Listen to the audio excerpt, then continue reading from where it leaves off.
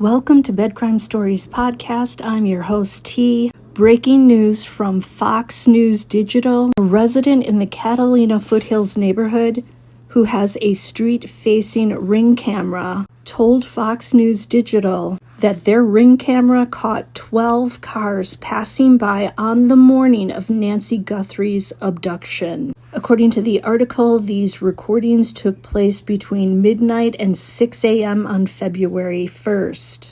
And some of the activity occurred near the 2:30 a.m. mark, which is around the time authorities said 84-year-old Nancy Guthrie's pacemaker device last synced with her iPhone, which was an indication that she had left her property. The homeowners are Elias and Daniel Stragigulius. Why are all the names so complicated in this case? They told Fox News Digital that the police had not canvassed their neighborhood in the 25 days since Guthrie is believed to have been taken from her bed.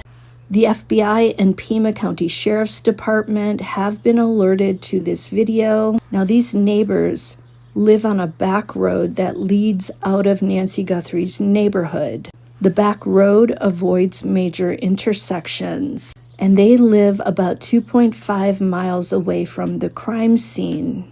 And that would be outside the 2-mile radius of neighbors who received a ring alert from law enforcement asking for a video taken from January 1st to February 2nd.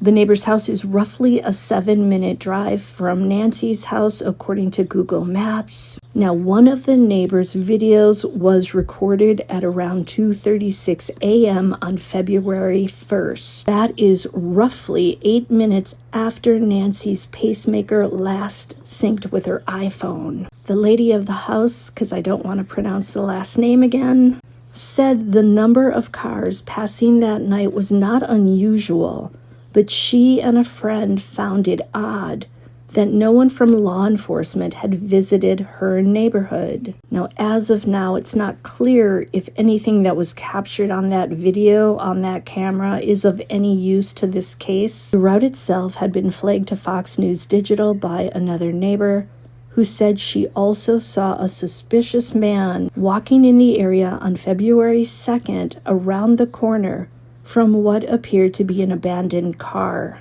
So Nancy was taken on February 1st. Could this other man that the lady saw on February 2nd have been the perpetrator coming back to check out the crime scene the day after? Remember, Brian Koberger did the same thing. Now today, Thursday, Comcast surveillance vans were parked outside Nancy Guthrie's home with Pima County Sheriff Department SUVs. Having the sheriff plus a technology company at Nancy Guthrie's house seems to imply that there are further attempts to gather evidence and perhaps seek more leads. Now, according to an article in the SundayGuardianLive.com, or on it, I should say, there's an article that reads, "The investigation is also facing big setbacks in spite of the massive search efforts. The tips received by the FBI have not been very fruitful.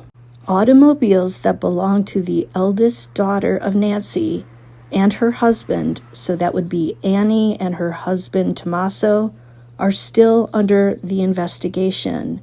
Yet it is not clear how they might relate to the disappearance. As the case remains cold with no fresh leads and any viable leads, it is at a crossroad with the authorities scrambling to make sense of what they have to work with." None of this sounds very good, but let's keep our fingers crossed that they figure out who did this. Till the next time on Bed Crime Stories. Love you guys.